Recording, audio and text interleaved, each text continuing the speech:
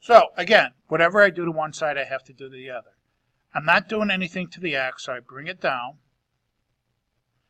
Negative 11 plus 11 add up to 0. If you want to put 0 there, that's fine. Equals 1 plus 11? 12. Yeah. I isolated the variable. The x is by itself. There's my answer.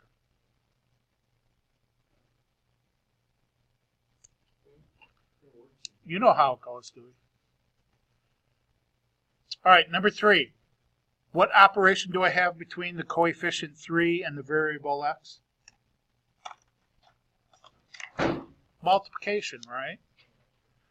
So I have to undo the multiplication. I divide both sides by 3. And again, here's my equal sign. Make sure you're on both sides. 3's cancel the 1. 1 times x is x. 6 divided by 3 is 2.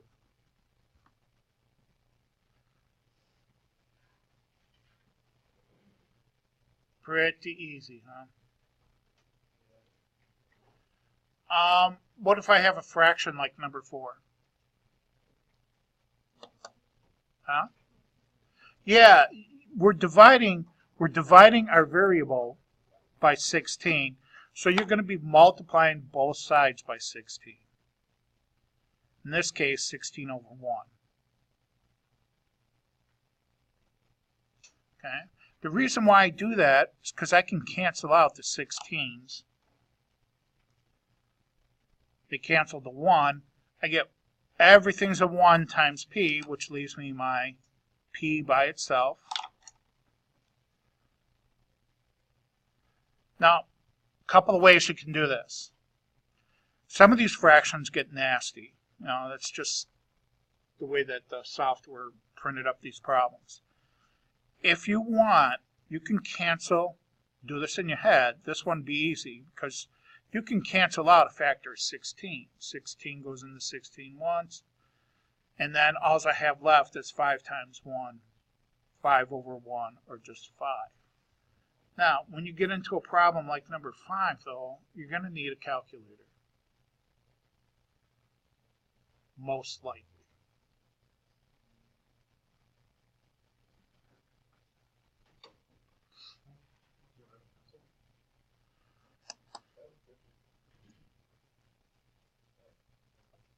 What's that?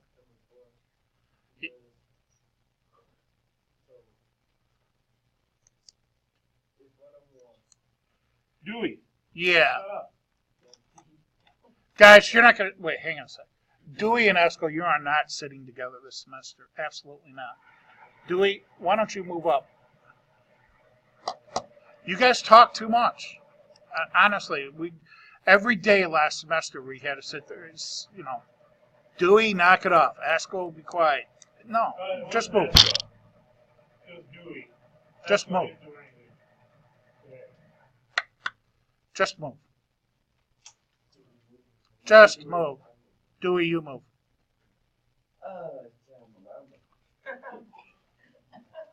Yeah, life's tough, huh?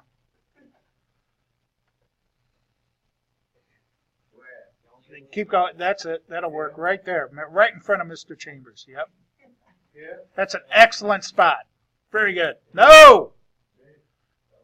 Yes. Pardon me? Okay, Devon, what was your question?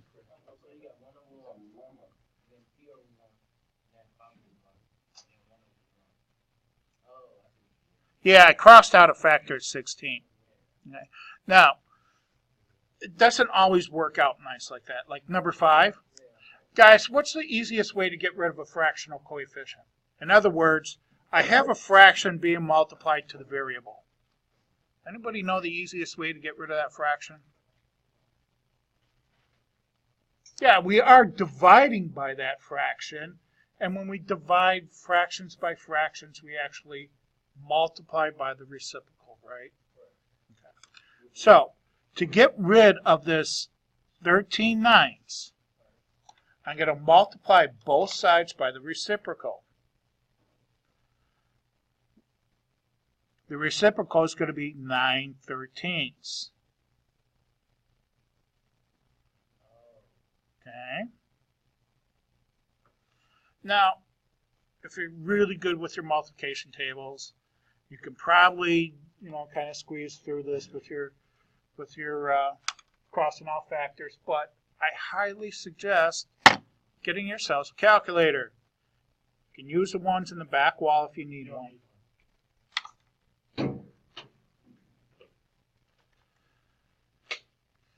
Okay, so I know that this one is all going to multiply to 1. 1 times v is v. Okay. Now, this side, I have 91 divided by 33. Now, in your calculators, just put them in parentheses all the time, because you never know when your calculator is going to put a priority to something. So, in your calculators, we are going to put our 91/33 in parentheses. 91 divided by 33, and I'm going to multiply it by the 9/13. 9 divided by 13. Let your calculator do the work. Most of the times you're going to get a decimal. Change it. You could either leave it as a decimal. I prefer fractions. So hit your math key. The math key right here underneath the green key in my calculator. And then hit enter twice. And it gives you the reduced fraction. Your calculator does all the work. So v is going to equal 21/11.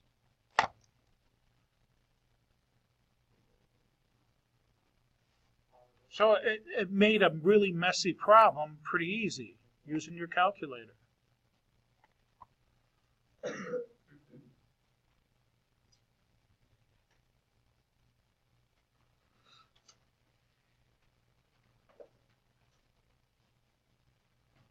Questions?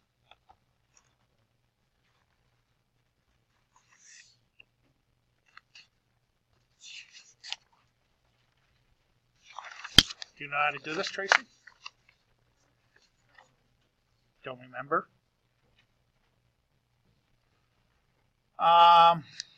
Yeah. Let's forget 7 and 8. I thought I got rid of the mixed numerals. Algebra 2 you can do it. Yeah, you can do the algebra 2. You probably won't. Okay, number 9. If I have like terms on the same side of the equal sign, what do I do?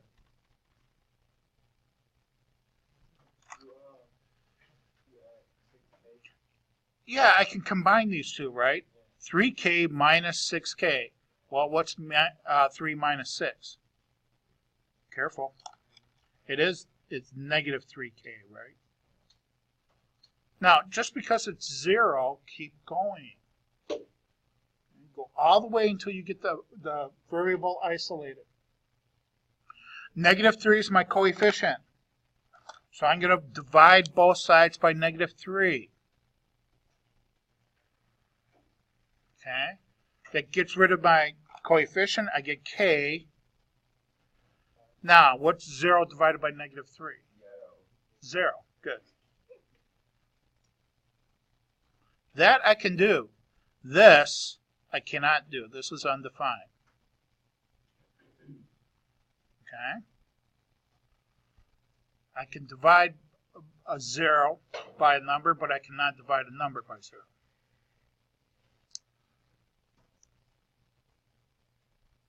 How about number 11?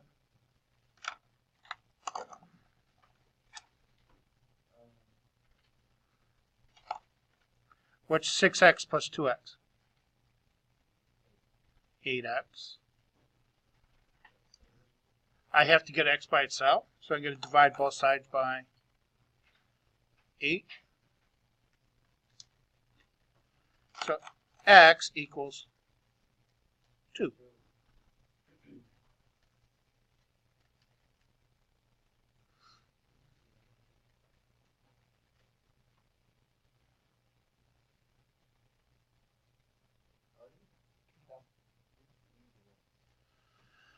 Yeah, these are some of them are easy, some are not. Like I said, this should be review for you. I know it's review for the students that had me because we went through it. I have a number in front of parentheses. What do? Distribute. Wonderful. -5 times 5r, not 10. Negative 25r. Good. -5 times +7. Good. -35. And then I've got a -110.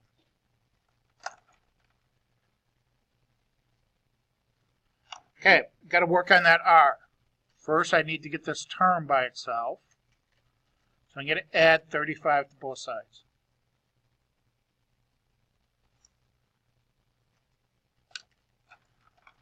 These add up to 0. I have to bring my -25r down. Don't forget the negative sign. -110 plus 35. +75. Oh, I'm sorry, -75. Then I have to divide both sides by the coefficient, -25.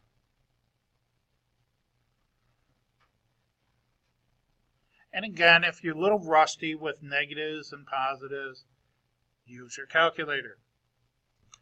Remember to use the negative sign and not the minus sign when you put the negative number in. Okay? R equals 3.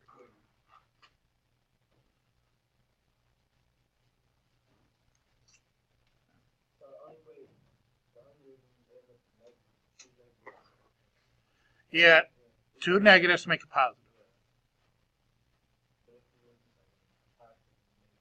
Yeah, 1 negative makes a negative. 2 negatives make a positive. It's kind of the rule I go by. Use your calculators. Okay?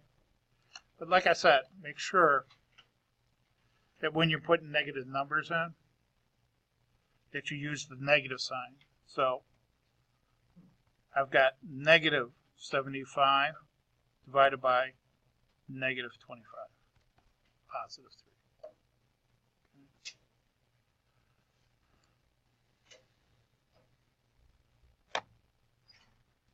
Now the rest of these are going to just be a lot of manipulation with the distributive property. Well, 15, we're going to be distributing and combining like terms. Same with 17. And then I think eventually you'll have it on both sides of the equation. So, some of these can get pretty long.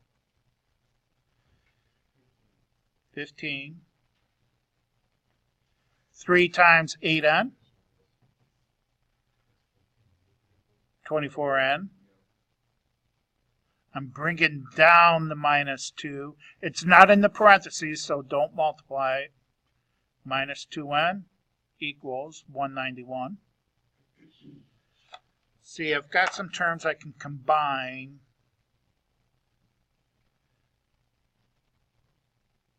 Now, I've seen students add 2n and minus. There's a couple of different ways you can do this, but just be careful not to combine unlike terms, okay?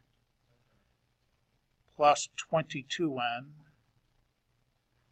191. See, I got to get this term by itself, so I'm going to subtract 15 first. Add up to 0. I have a plus 22n. Let's see, 176.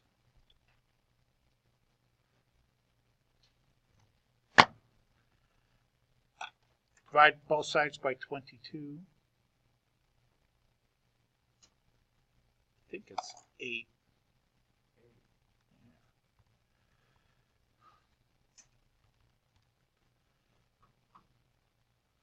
Yep, 8.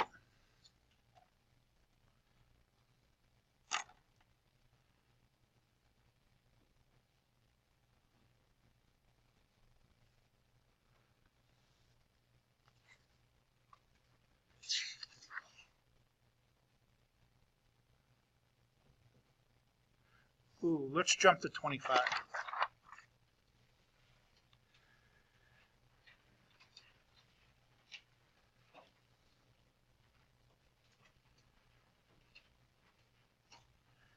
Okay, if I have a minus sign in front of parentheses, what do I do with it?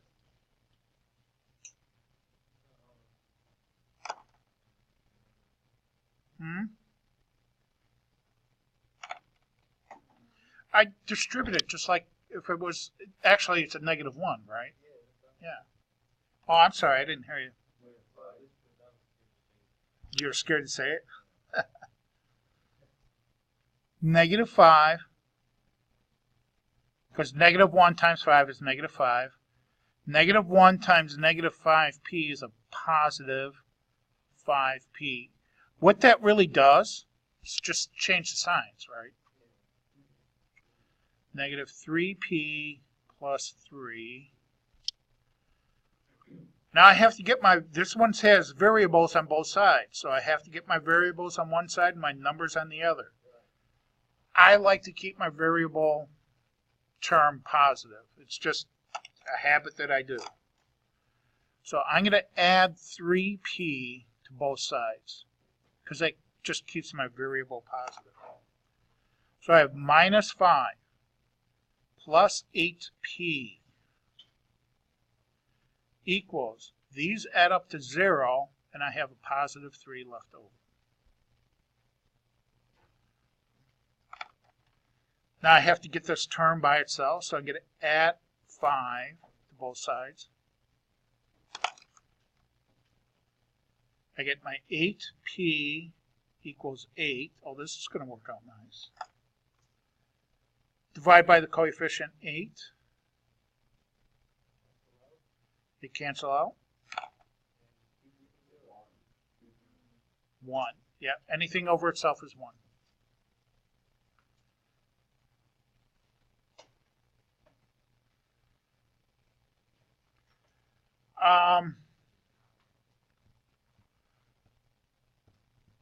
Yeah, let's let these go. Let's just say that these are like, think of it as extra credit, but I'm going to call them challenge problems.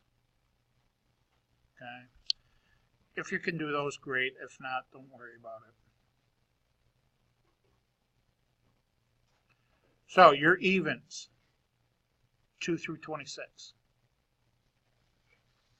And you can check your answers, right? Because I think I gave you all the answers.